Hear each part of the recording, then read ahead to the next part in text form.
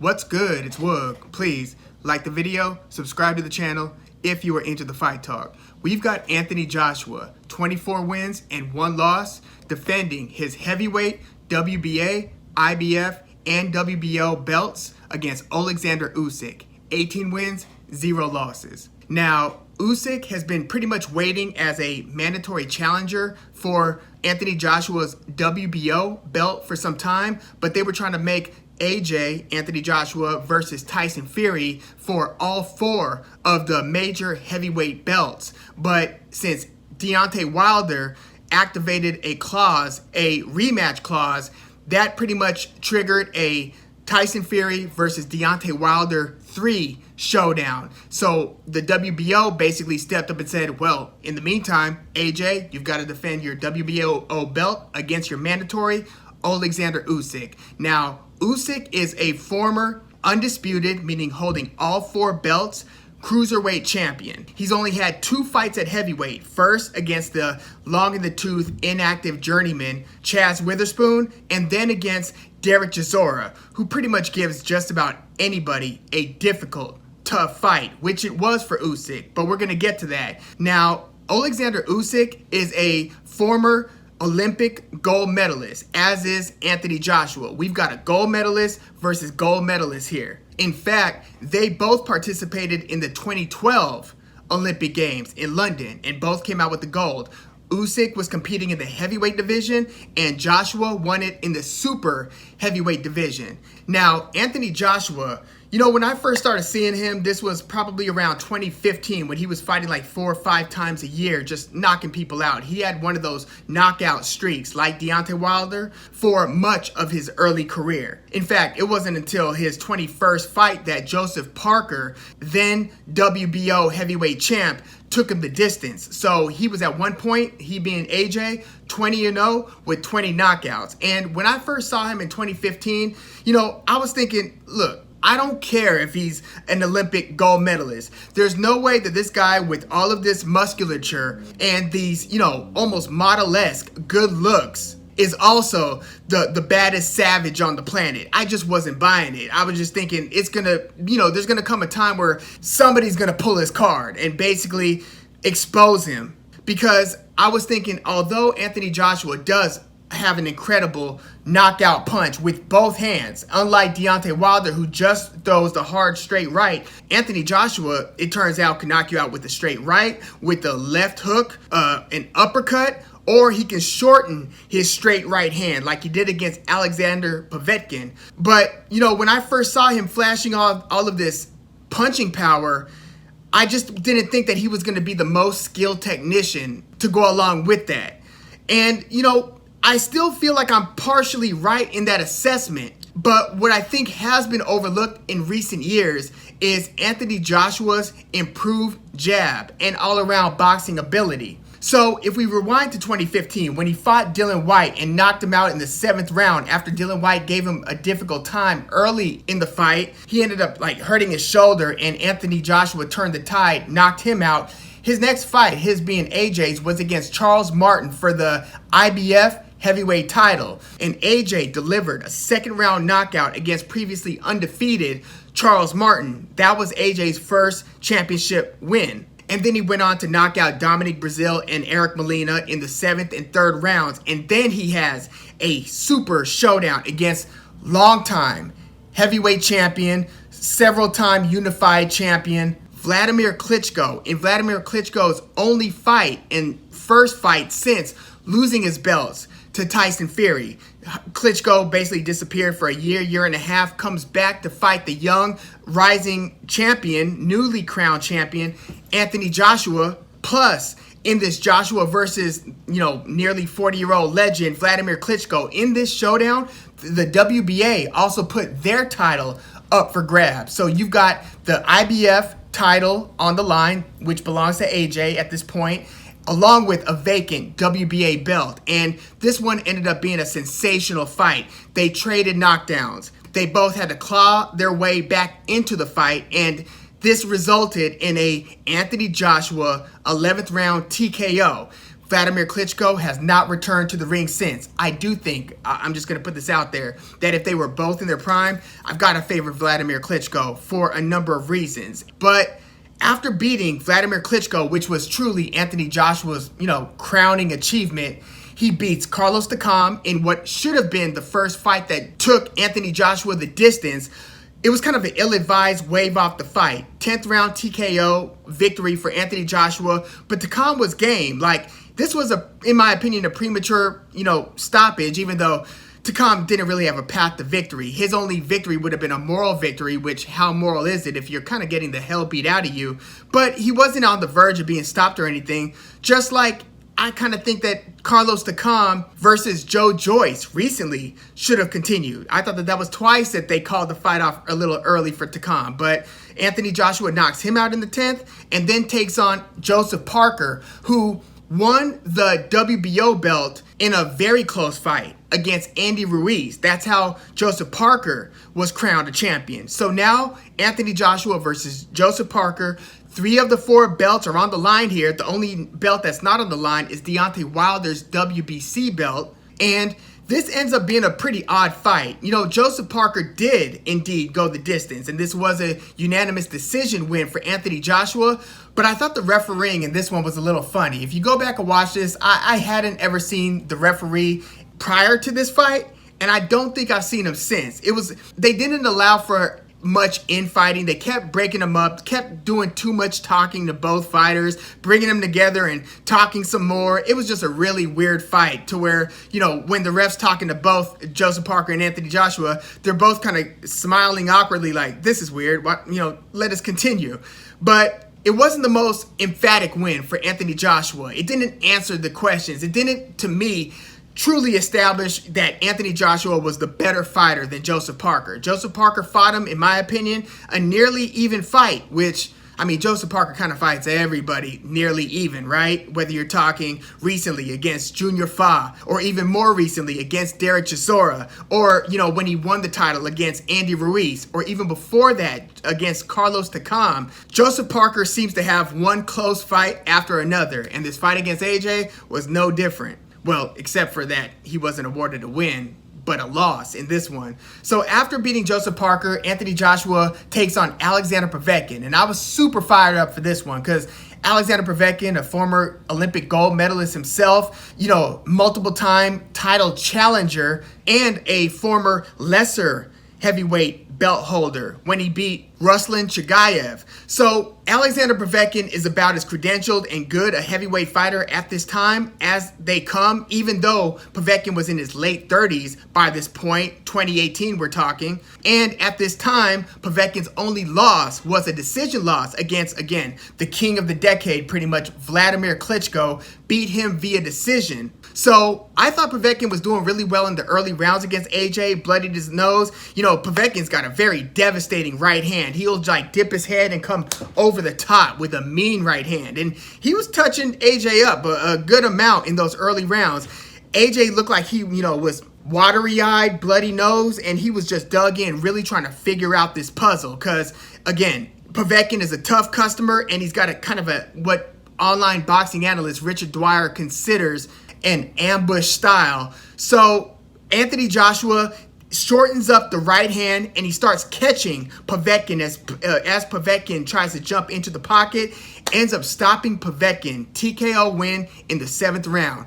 Beautiful win for Anthony Joshua. And it's fights like this that actually has me, I'm going to give a little spoiler here, has me thinking that Anthony Joshua should pull off this win against Oleksandr Usyk, even if many think that Usyk is of a higher class than AJ. I get what they're saying, but I think that they're really underselling Anthony Joshua, and it's largely because of Joshua's next fight after beating Oleksandr Povetkin, which was supposed to be against Jarrell Big Baby Miller, but it ended up being against Andy Ruiz Jr.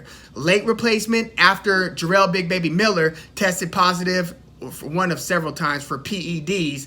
Andy Ruiz gets the green light from Eddie Hearn, like, let's make this happen. I feel like everybody, from the boxing public to Anthony Joshua in his camp, underestimated Andy Ruiz. That's what I gathered. And Andy Ruiz, gets knocked down in the third round, then comes back and knocks Anthony Joshua down twice in that third round just after getting dropped. Joshua survives another couple rounds, but then gets dropped 2 more times in the 7th round, and they wave the fight off. Shocking TKO victory for Andy Ruiz Jr. Takes all 3 of the belts. They run it back for a rematch. Anthony Joshua in such a high-stakes moment. Could you imagine if Anthony Joshua loses this rematch against Andy Ruiz after getting upset in the embarrassing way that he did? This was one of those fights where, he got knocked down and he would look kind of like glossy-eyed and kind of confused with an awkward smile on his face, would turn his back to the ref and walk back to the corner, and they still let it continue for another few rounds. Pretty much because this is one of those where you kind of give, you shouldn't, but they give the champion so much more of a benefit of the doubt to let it continue, like, hey, walk to me, and then he kind of like doesn't walk to him, then he asks him again, walk to me, basically getting a longer leash than most fighters would be granted. Well, it didn't help him. In this case, he still lost via TKO. They run it back, the pressure's on, and Anthony Joshua totally changes up his game plan, is more circling the ring, operating behind a jab, and basically outpoints Andy Ruiz to a unanimous decision victory in a fight that Andy Ruiz looked like already a heavyweight, like a heavyweight. Looks like he put on an additional 20 or so pounds. Came into this totally out of shape, acknowledged that he was out of shape. It looked really bad. I mean, a lot of the boxing public was ready to write Andy Ruiz off. Not that they hadn't written him off before the first fight, but because of his lack of prep in this one and his failure to deliver while looking so ill-prepared, it just wasn't a good look for Andy Ruiz. It was pretty shameful. And Anthony Joshua takes all 3 of his belts right back, while Andy Ruiz was basically, begging for a trilogy match. It's like, nah, bro, that's not how it works. You were clearly the B-side when you guys fought the first time. So, the rematch clause and, who gets it's not mutual in this case. So Anthony Joshua moves on, takes on Kubrat Pulev about a year later, because this is his COVID era fight. He went from beating Andy Ruiz Jr. in December 2019 to fighting December 2020 against Kubrat Pulev. Stopped him, knocked him out in the 9th round. Kubrat Pulev is a 40-year-old at this point, and I didn't think he was going to be too competitive. I thought AJ was going to devastate him in spectacular fashion, and he kind of did that. Multiple knockdowns and ended up just putting him flat on his back, knockout win. Well, that was Anthony Joshua's final fight until this Oleksandr Usyk showdown. And, Oleksandr Usyk participated in one of these World Boxing Super Series, and I think that these are a great idea, especially in the divisions that don't get a lot of love. Like 140, Josh Taylor won that one, beating Ivan Baratyk and eventually beating Regis Prograis in the finals. That kind of really put Josh Taylor on the map. And, several years ago, it wasn't the World Boxing Super Series, it was the Super 6, but that was a tournament that became Andre Ward's breakthrough moment, beating the likes of Miguel Kessler and Carl Froch. Great opportunities. I mean, Naoya Inoue recently beat Nonito Donaire in a bantamweight version of the World Boxing Super Series. Well, Oleksandr Usyk ended up beating Maris Briedis and Murat Gassiev in the finals, and that was truly Oleksandr Usyk's coming out party. By then, the boxing world knew, yeah, there's this undefeated guy who's got this crazy mohawk-like hair. If you look back at his earlier days in the Olympics, this guy's an eccentric dude. He's doing these dances after he wins. Kind of looks like a James Bond villain with that crazy look in his eye and the smiles, and just kind of interesting dude. But Oleksandr Usyk was pretty much crowned with the Muhammad Ali trophy, winning the Super Series, and in doing so, also became the undisputed champion at Cruiserweight. It's a rare feat, undisputed. We just saw Josh Taylor do it. We saw Terrence Crawford do it a few years ago. They tried to unify it, undisputed, between Jermell Charlo, the smaller of the 2 Charlos, versus Brian Castano, but that ended up in a draw. Castano should have won that fight, I thought. But that was unresolved, right? Oleksandr Usyk left no doubt. And he follows that up with fighting Tony Bellew. In Tony Bellew's final fight, Oleksandr Usyk knocks Bellew clean out in the 8th round. Very nice showing from Oleksandr Usyk, and that would turn out to be his last fight at Cruiserweight. goes up to heavyweight, puts on about 20 or so pounds, fights Chaz Witherspoon, and then has a tough time with Derek Chisora, where you have differing opinions on who won that fight. Most probably thought that Usyk did, and he was awarded a unanimous decision. I thought that maybe he wins a split decision, maybe even a draw. Derek Chisora made a great accounting of himself. And like Carlos Takam, Derek Chisora is one of these fighters who often ends up with the short end of the stick in very close fights, like he just did against Joseph Parker. So, in assessing Anthony Joshua versus Oleksandr Usyk, yes, Oleksandr Usyk is the southpaw with the unorthodox style. He's trained by, Vasily Lomachenko's dad, so he's a part of that camp, Ukrainian, like Lomachenko.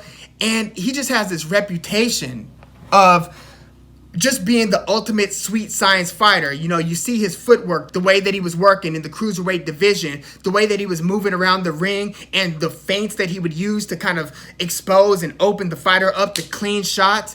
He is just a very technical fighter. I mean, he'll get some knockouts, but it's his sweet science, his technique, his skill that just sets him apart. Well, here he's fighting a knockout artist, a super heavyweight, if you will. And although in training and in these pictures and some of the footage that I'm seeing, Anthony Joshua looks like he's leaned out a bit, looks like he might employ the same strategy that he did in the rematch against Andy Ruiz Jr. And I'm just deducing that because it seems like he shed a little bit of weight, like he's preparing for a longer fight, a move around the ring style fight against Usyk, who my suspicion with Usyk is that not that he's lost a step because he's 34 years old, even though that should be accounted for. Now, I mean, people age differently in the ring, and Usyk, by all measures, hasn't really shown signs of slowing down, although I do think that some of his fleet of footness has decreased just a bit. And I'm just assessing based on his performances against Derek Chisora and Chaz Witherspoon.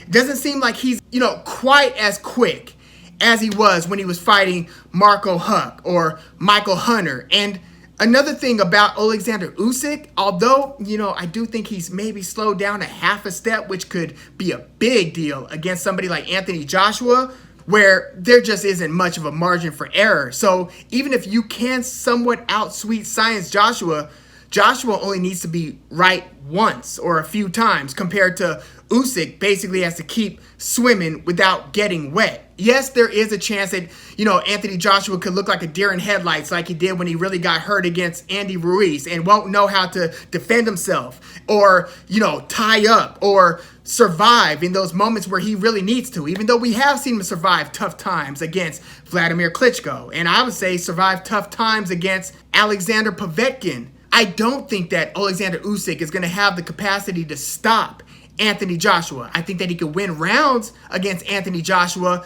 but I do think that in the middle rounds, he will slow down and that speed gap will decrease. And I think that Anthony Joshua has better endurance than a lot of people would give him credit for, including the aforementioned online boxing analyst Richard Dwyer, who, we have differing opinions as it pertains to Anthony Joshua. I do understand some of the things and agree with some of what he's saying, but I think that he's underselling Anthony Joshua's stamina, survival skills, even though, granted, that was a terrible outing against Andy Ruiz. I do think that he underestimated him. I don't think he's underestimating Oleksandr Usyk. I think Usyk can slow down a bit in the middle rounds to where not only is he going to be a little bit easier to find with the jab, but I think he'll start to get a little easier to find with some of these power punches as well.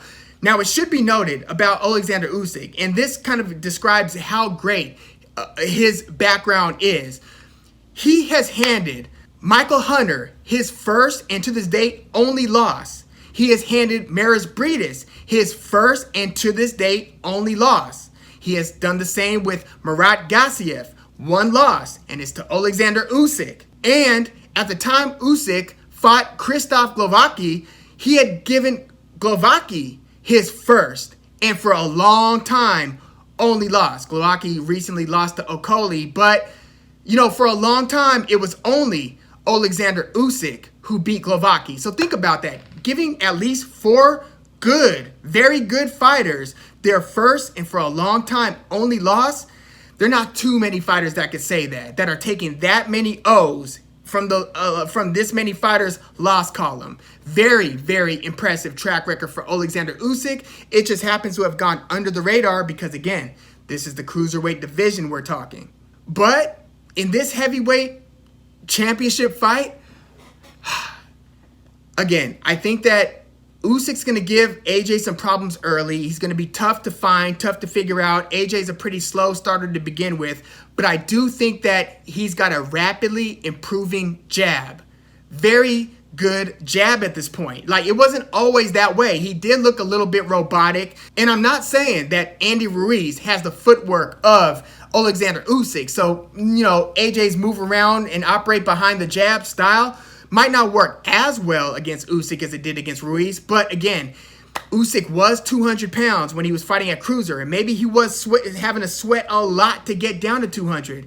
I'm just saying, when you pack on an extra 25 to 30 pounds, I don't see you maintaining the exact amount of speed and fleet-footedness. I just don't see the same level of agility from Usyk at heavyweight. And that's one of the reasons I'm going Anthony Joshua, but not by knockout. I actually think Anthony Joshua is taking this one via decision. I don't think it's feast or famine when it comes to AJ. I think that he's going to hurt Usyk. He might even drop Usyk, but I think that Usyk's going to figure it out. I mean, this guy's about as great a veteran in terms of just, again, sweet science, skills, and so forth. I think that he's going to go the distance with AJ. I think that it's going to be a pretty close fight, but I think that AJ is going to be granted some of the close rounds because of his, you know, Canelo-like superstar status. So I could really see AJ walking away with like a 116 to 112, give or take maybe a knockdown in the process. Maybe even a 117, 111 type of fight.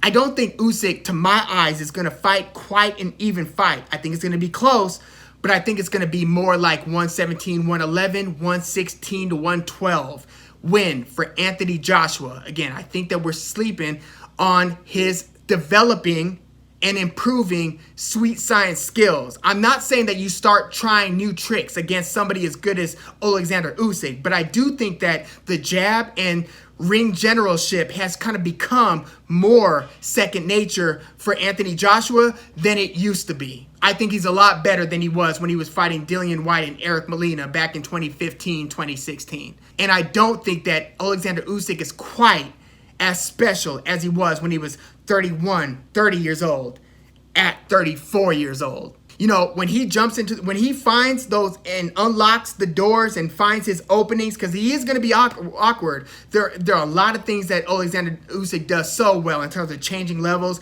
the feints that he gets to get the reaction to then react and follow up with the punch after the opponent bites on the feint. There are a lot of things that he can start doing to trick AJ. I think that at a certain point, the reach is going to come into play, the size is going to come into play, the power is going to come into play, and the speed of Usyk is going to slow down just enough where AJ is able to start catching him with more of his shots. So, yeah, I'm taking Anthony Joshua via decision in this one. But, yeah, let me know your thoughts on this showdown. I can't wait for this one. This is a very interesting fight because you have two top level fighters. I'm just saying, don't sleep on AJ's Olympic gold medalist, plus this esteemed heavyweight professional career, unified champion, not undisputed, but unified champion with several title defenses. And I'm not saying that most are underestimating AJ. I mean, the betting odds do favor AJ, as they should. I'm just saying he's not this deer in headlights who lacks heart and guts. Look, I was getting tricked up trying to judge the book by its cover. I mean, yes, he does look like He-Man, but I'm just saying I found it hard to reconcile somebody looking that good physically also just being a gutsy savage. It usually doesn't work that way. It's every so often you get a Cassius Clay, Muhammad Ali, Oscar De La Hoya, right? But yeah, I'm taking AJ via decision. Please leave your comments in the comments, like the video, subscribe to the channel if you are into the fight talk. I'm Woog. Thanks for tuning in.